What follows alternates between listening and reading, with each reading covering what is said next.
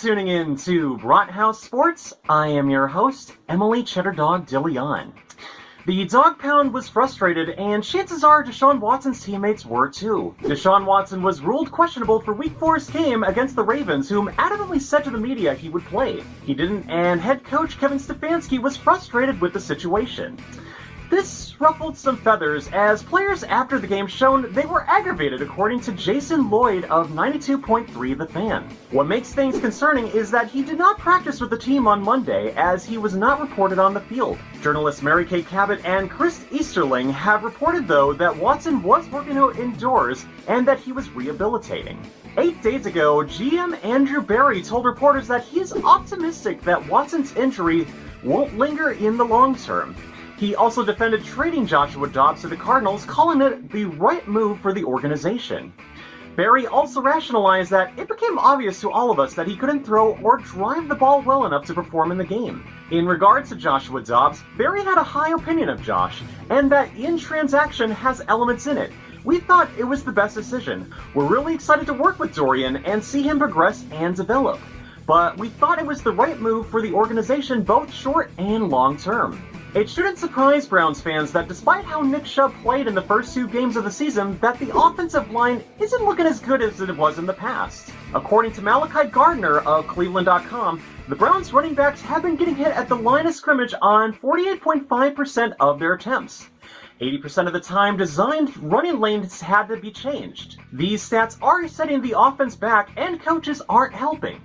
Jedrick Wills, which I have realized I've been pronouncing his name wrong the entire time, is an obvious weak link, but they continue to run behind him on nearly half of the plays. Wills is considered one of the worst pass blockers in the league and given up more than 1/3 of team pressures this year.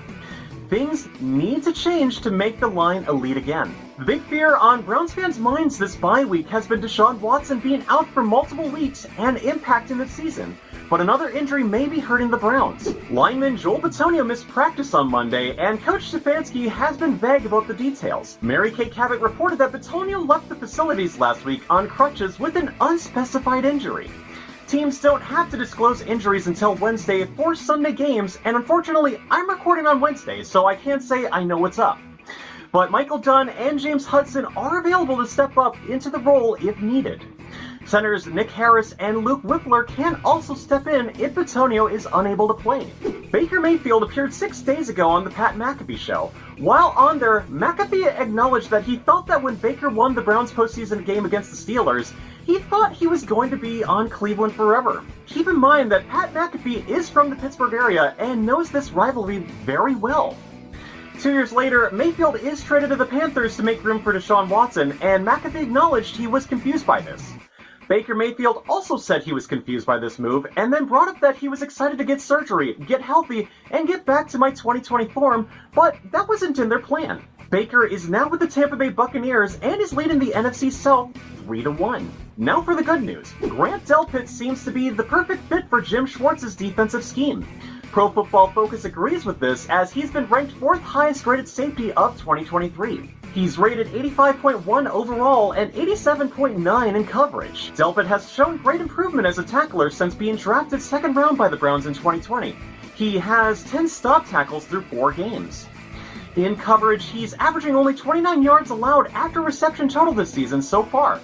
Even if he's allowed a reception, he ends the play quickly to limit explosive plays. Great players lead to great teams. That's what Myles Garrett is all about.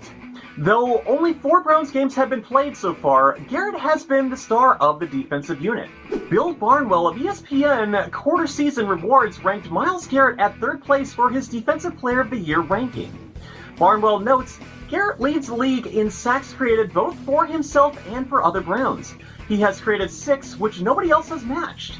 He's tied with TJ Watt for the league lead in quarterback knockdowns with 13, and 3rd behind Watt, Khalil Mack, and Josh Allen, not the quarterback of the Bills, but the linebacker of the Jacksonville Jaguars, with 5.5 sacks. What Myles Garrett is doing so far is impressive, but opening impact plays is even better. Hopefully things get better as the season progresses. 2 hours later.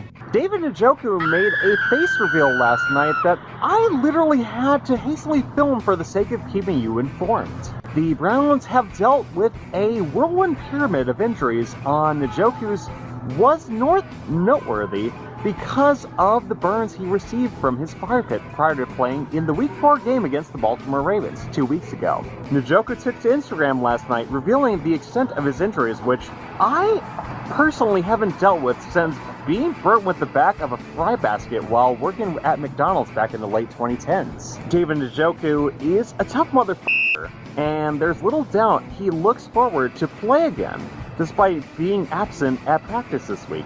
The next 4 games could as well be a doozy. The Browns should have used their bye week wisely when factoring the health of Deshaun Watson. The 4 teams I'm referring to have a combined 12-7 record, with one just having a losing record so far. The San Francisco 49ers are very talented in that they're 5-0. I don't expect the Browns to win unless the football gods answer our prayers. The Colts are 3-2, and they've gotten a narrow win against the Baltimore Ravens, but I don't expect the same results this time with the Cleveland Browns. The Seahawks are playing consistent with Geno Smith, but who knows how well they will do against the Bengals, who's gotten easy wins against the Cardinals and Titans. And Arizona is the worst team here, though Joshua Dobbs did well against the Giants, Commies, and Dallas Cowboys. They can't be underestimated either because Dobbs is familiar with the Browns' offensive scheme. After his injury from the Browns vs. Ravens game, center Ethan Posick returned to practice yesterday. Posick was tagged with a day-to-day designation after being injured. Nick Harris stepped in to fill his role during this game. This is a player to look out for still because if Posick has a setback or two or has to exit again, Harris will be backing up again. It's still not known, however, who will be behind center on Sunday. If Deshaun Watson can't play on Sunday, PJ Walker is expected to start against the San Francisco 49ers. While the Browns are still beat up, they are getting some key pieces back. And before we go, we're going to talk about 2024. No, not the presidential election, but about possible inductees to the Pro Football Hall of Fame. The Browns are well represented with 26 inductees, but we could be expecting more after it's been announced that 170 players were chosen for possible induction. I won't get into the induction process as that will get lengthy, but quarterback Jeff Garcia, running back Jamal Lewis, running back / kick returner Eric Metcalf, wide receiver Andre Rison, linebacker Carlos Dansby, kicker Matt Stover, and kick returner Josh Cribbs are former Browns players that were on this list. These 7 players appear on the Professional Football Researchers Association's Pro Hall of Very Good. The semifinalists will be announced in November, with the 2024 class announced at the NFL Honors before the Super Bowl. And thank you again for watching Brathouse Sports. Once again, I'm your host, Emily Chitterdog DeLeon. Please like and subscribe and turn on the notification bell, as I greatly appreciate it. It's also how you can find more of my videos and help me get through the algorithms as well. Once again, I'm your host, Emily Chitterdog DeLeon, and I will see you next time.